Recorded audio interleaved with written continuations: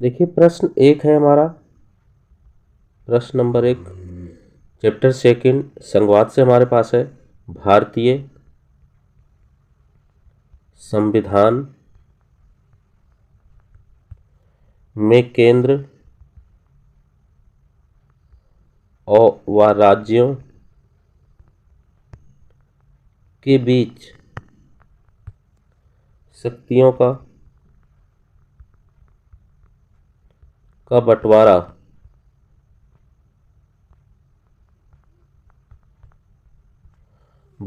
किस प्रकार हुआ है, किस प्रकार किया गया है,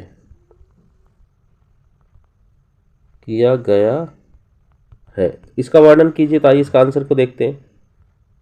देखिए जैसे इंट्रोडक्शन पार्ट में भी मैंने संघ सूची, राज्य सूची और समवर्ती सूची तथा अशिष्ट शक्तियों के बारे में बताया है।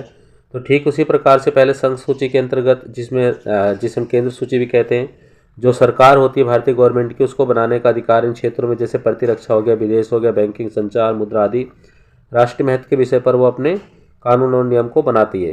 इसी प्रकार से राज्य सूची, जिसे आप प्रांतीय सूची भी कहते हो, तो इसके अंदर पुलिस, व्यापार, वाणिज्य, कृषि, सिंचाई, प्रांतीय महत्व के विषय पर ही अपने कानून को बनाती है। समवर्ती सूची के अंतर्गत दोनों का अधिकार होता है। तो शिक्षा, वन, मजदूर संघ, विवाह, गोद लेना आदि ये सभी की सभी करती है। कुछ अवशिष्ट शक्तियां हैं, वे विषय जो ऊपर के तीनों सूची में नहीं है, उन्हें हम अवशिष्ट विषय कहते हैं। तथा इन पर जो है क्या नाम है, जो अधिकार होता है तथा जिन पर कानूनों का अधिकार केंद्र सरकार को है, तो इन पर किसको अधिकार होता है, तो इस पर आपकी जो केंद्र सरकार होती है, कानून बनाने का अधिकार किसको है इसमें, तो कानून बनाने का अधिकार इसमें केंद्र सरकार को है। किसको है, केंद्र सरकार को इस पर नियम कानून बनाने का अधिकार है। तो आइए अगला क्वेश्चन हम लोग देखते हैं। प्रश्न 2 है स्थानीय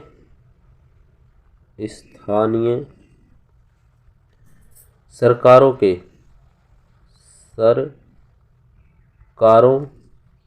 महत्व का वर्णन कीजिए,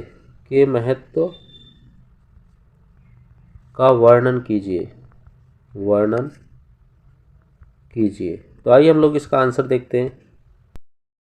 तो देखिए स्थानीय सरकारों के महत्व का निम्नलिखित जो है, हम लोग उसके महत्व को समझ सकते हैं। कैसे, अनेक समस्याएं जो स्थानीय लेवल पर होती हैं उसका समाधान वहीं पर हो जाता है। लोगों को इस बात की जानकारी होती है कि पैसा कहाँ और कैसे खर्च करना है। स्थानीय स्तर पर लोगों को फैसले में सीधे भागीदार बनना संभव हो जाता है। यहाँ पर हम हो सकते हैं लेकिन केंद्र में नहीं हो सकते। चौथे नंबर पे सत्ता में अधिक से अधिक लोगों को भागीदार बनाया जा सकता है। पांचवें नंबर पे स्थानीय शासन सत्ता के विकेंद्रीकरण के अनुरूप ही है। प्रश्न 3 है 1992 के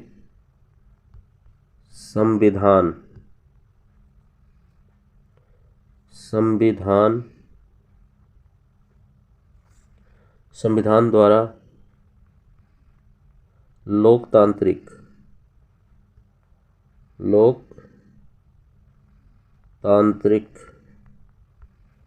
व्यवस्था में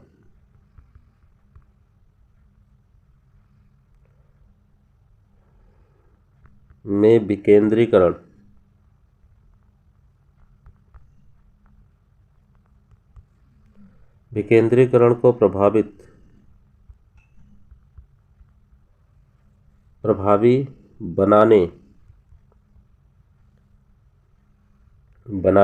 के प्रयास लिखो।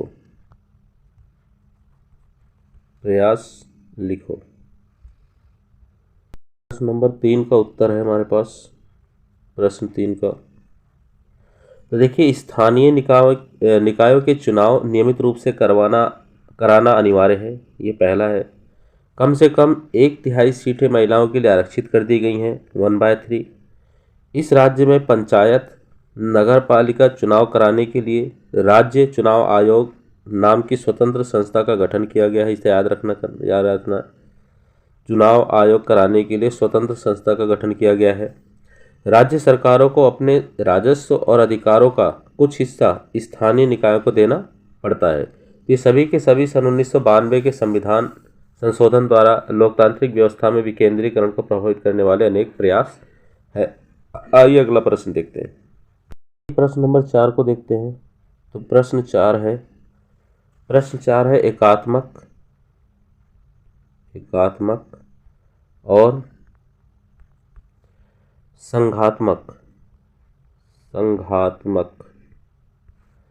सरकारों में अंतर स्पष्ट कीजिए। सरकारों के बीच अंतर स्पष्ट कीजिए। के बीच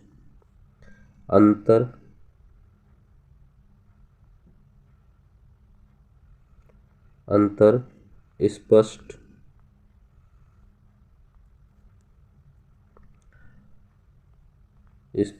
कीजिए। तो आइए देखते हैं इसका आंसर।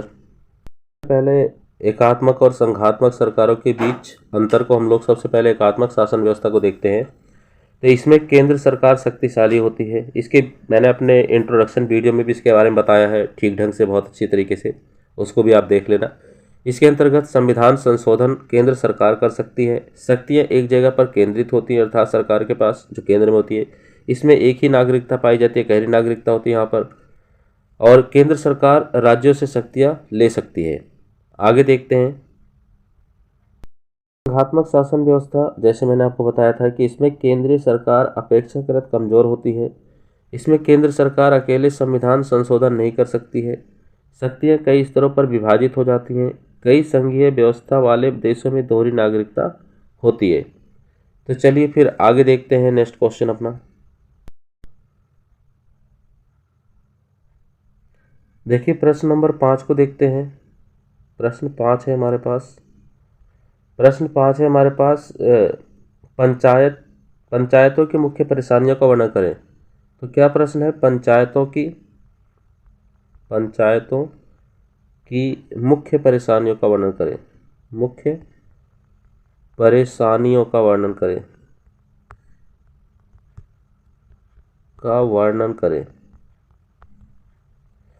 तो देखिए मुख्य परेशानियां कौन सी हैं।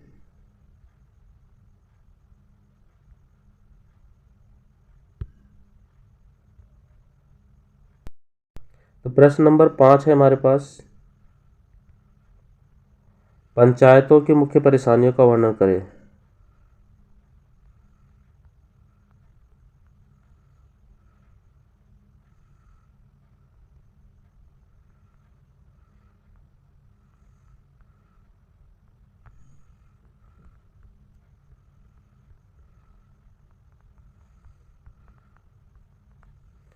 तो देखिए आंसर देखते हैं इसका। पहले नंबर पे है जागरूकता का अभाव। तो जाहिर है कि पंचायती राज व्यवस्था है, गांव के लोग अनपढ़ होते हैं बहुत ज़्यादा, तो वहाँ पर उन लोगों को समझा पाना थोड़ा मुश्किल पड़ जाता है। यहाँ पर धन का भी काफ़ी अभाव है, कमी है। अधिकारियों की मनमानी, तो यहाँ पर इन पे अधिकारी जो होते हैं उन पर कोई भी प्रबल ऐसी शक्ति नहीं जो उन पर रुकावट रख पाए, तो ये भी अपनी मनमानी करते हैं। जन सहभागिता की कमी, तो जो जन है, क्योंकि मैंने बताया तो उसका प्रतिशत कम है, तो वहाँ पर जो है क्या नाम है, इस पंचायती व्यवस्था में जो है वो सक्रिय भूमिका नहीं निभाते। केंद्र और राज्य सरकारों द्वारा समय पर वित्तीय सहायता उपलब्ध न होना। तो केंद्र और राज्य की सरकारें जो है समय पर पैसे की अर्थात वित्तीय सहायता नहीं प्रदान कर पाती हैं। चुनाव नियमित रूप से नहीं होते, तो यहाँ पर चुनाव भी नियमित रूप से नहीं होते। तो इस प्रकार की पंचायतों की मुख्य परेशानियाँ इस प्रकार से थी। आइए अगला क्वेश्चन देखते हैं। हम लोग अपना प्रश्न नंबर 6 देखते हैं। तो प्रश्न नंबर 6 है हमारे पास, संघवाद की किन्हीं 3 बुराइयों की व्याख्या कीजिए। तो किसकी?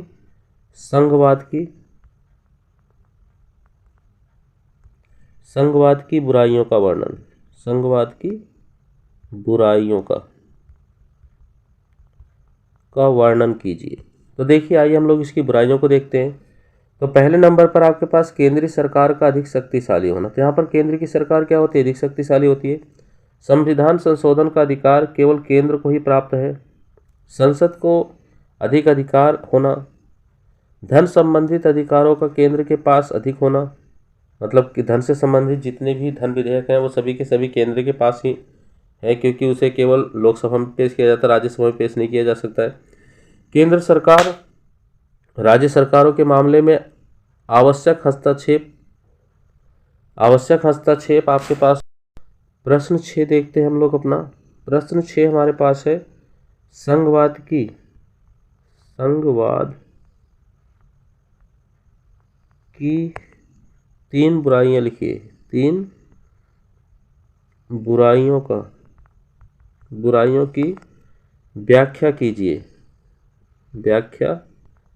तो देखिए क्या है, केंद्रीय सरकार का अधिक शक्तिशाली होना, संविधान संशोधन का अधिकार केवल केंद्र को ही प्राप्त है, संसद को अधिक अधिकार है, धन संबंधित विधेयक अर्थात लोकसभा में ही केवल पेश किया जाता है, केंद्र सरकार राज्य सरकारों के मामलों में अनावश्यक हस्तक्षेप नहीं कर सकती है। तो इस वजह से जो है क्या नाम है,